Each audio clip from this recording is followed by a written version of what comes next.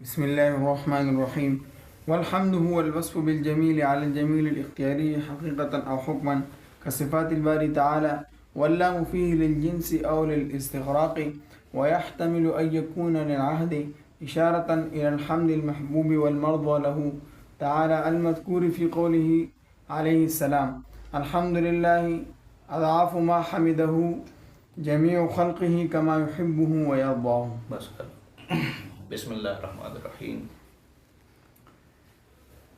والحمد هو الوصف بالجمیل علی الجمیل الاختیاری حقیقتاً او حکماً کصفات الباری تعالی۔ تو میں نے آپ کو عرض کیا تھا کہ شارع جب شرح لکھے گا تو اس کے پیش نظر چند اغراض ہوں گے، تو ان اغراض میں ایک غرض یہ بھی تھی کہ متن میں اگر کوئی مشکل لفظ آ گیا جس کا معنی واضح نہ ہو یا جس کا معنی مشکل ہو، تو اس مشکل لفظ کا لغوی یا اصطلاحی معنی ذکر کرے گا شارع۔ تو متن یہ تھا الحمدللہ، تو الحمدللہ حمد اور اسم جلالت یہ دونوں لفظ مشکل تھے، ان کے اصطلاحی معنی آپ کو بتاتا ہے، یا اس کی تقریر کو یوں سمجھ لیں آپ کہ الحمدللہ یہ قضیہ ہے، اور قضیے کا جو علم ہوتا ہے وہ ہوتا ہے تصدیق۔ تو تصدیق کے لیے تصور طرفین شرط ہے نا، اور آپ نے پڑھا ہے کہ تعریف مفید للتصور ہوتی ہے، تو پہلے موضوع کی تعریف کرے گا اور بعد میں محمول کی تعریف کرے گا۔ تو موضوع کی تعریف کرتا ہے، کہتا ہے والحمد هو الوصف بالجمیل علی الجمیل الاختیاری۔ حمد کیا ہے؟ حمد کی تعریف آپ کو اصطلاحی تعریف بتاتا ہے کہ حمد اچھے الفاظ کے ساتھ کسی کی اختیاری خوبی کا ذکر کرنا، اچھے الفاظ کے ساتھ کسی کی اختیاری خوبی کا ذکر کرنا، یہ حمد ہے، حقیقتاً او حکماً۔ اس عبارت سے ایک اعتراض کا جواب دیتا ہے۔ اعتراض کی تقریر سمجھنے سے پہلے ایک تھوڑی سی تمہید ہے، ذرا سمجھیں۔ اللہ جل مجد الکریم کی 7 صفات جنہیں آپ صفات حقیقیہ کہتے ہیں، وہ کون سی ہیں؟ اللہ کا علم ہے، قدرت ہے، سمع ہے، بصر ہے، حیات ہے، ارادہ ہے، کلام ہے۔ تو اللہ جل مجد الکریم کی یہ 7 صفات ہیں، یہ اللہ کی قدرت اور اللہ کے اختیار کے نیچے داخل نہیں ہیں، کیونکہ جو چیز قدرت اور اختیار کے نیچے داخل ہوتی ہے وہ ممکن ہوتی ہے، اور ممکن حادث ہوتا ہے۔ تو اللہ کی صفات تو حادث نہیں ہے، اللہ کی صفات قدیم ہیں۔ اگر اللہ کی صفات کو حادث مانو گے تو اللہ کو محل حوادث مانو گے، تو اللہ کی صفات قدیم ہے۔ یہ اور مسئلہ ہے کہ اللہ کی صفات اللہ کی ذات کا عین ہے یا اللہ کی ذات کا غیر ہے، یا لا عین اور لا غیر ہے۔ تو قدیم تو ہیں، یہ سارے مانتے ہیں۔ تو جب قدیم ہے تو قدرت اور ارادے کے نیچے اور اختیار کے نیچے داخل نہیں ہے، تو یہ اختیاری نہ ہوئی۔ تو جب اللہ کی ذات کی صفات اختیاری نہ ہوئی تو اللہ نے اپنی صفات پر اپنی حمد بیان کی ہے۔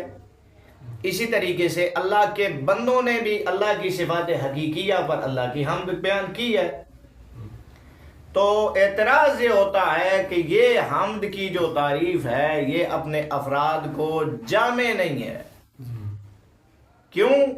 کہ اس میں وہ حمد داخل نہیں ہے جو اللہ نے اپنی صفات کی حمد فرمائی ہے، یا اللہ کے بندوں نے اللہ کی حمد بیان فرمائی ہے اللہ کی صفات پر، کیونکہ وہ تو علی الجمیل الاختیاری نہیں ہے نا۔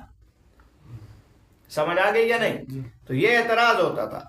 تو اس اعتراض کا انہوں نے جواب دیا حقیقتاً او حکماً، کہ یہ علی الجمیل الاختیاری یہ عام ہے، چاہے وہ حقیقتاً ہو چاہے وہ حکماً ہو۔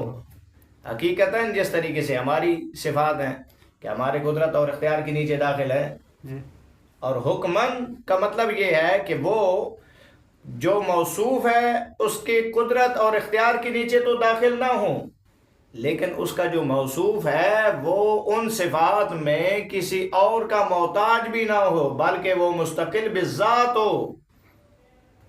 تو علی الجمیل الاختیاری اگرچہ حقیقتاً نہیں ہے، لیکن حکمن میں تو اللہ کی صفات داخل ہیں یا نہیں ہیں، لہذا حمد کی تعریف اپنے افراد کو جامع ہے۔ سمجھ آ گئی یا نہیں آ گئی؟ ہاں، تو یہ انہوں نے حمد کی تعریف کر دی۔ اب لفظ تھا الحمدللہ، الف لام اور حمد مستقل تھی اور الف لام غیر مستقل تھا، تو پہلے انہوں نے مستقل کی بات کر دی، اب غیر مستقل کی بات کرتے ہیں۔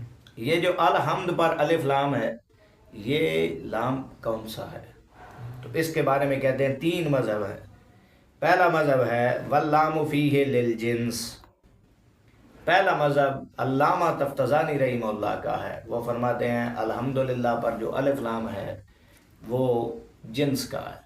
تو معنی یہ بنے گا کہ جنس حمد ثابت ہے اللہ کے لیے، تو اس لحاظ سے الحمدللہ یہ قضیہ طبیعہ بنے گا۔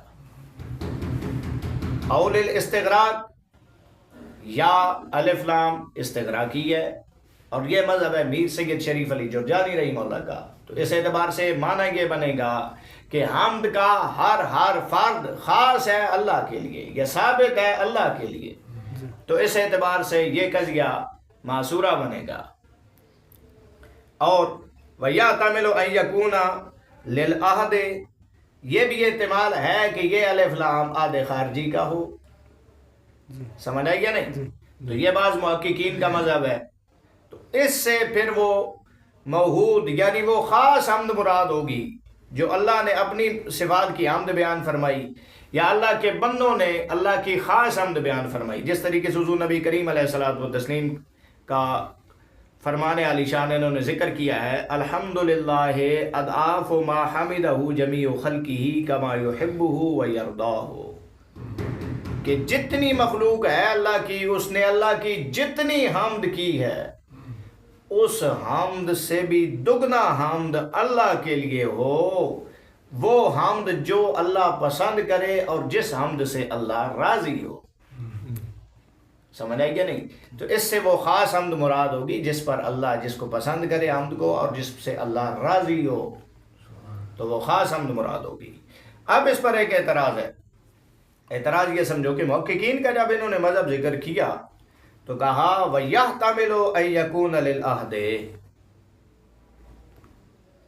یحتمل کا لفظ ذکر کیا، احتمال کا لفظ ذکر کیا، تو احتمال کا لفظ تو وہاں ذکر کیا جاتا ہے جہاں ضعف ہو۔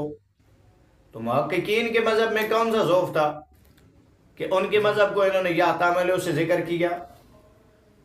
یہ ایک اعتراض ہوتا ہے۔ اس کا جواب ذرا سمجھیں۔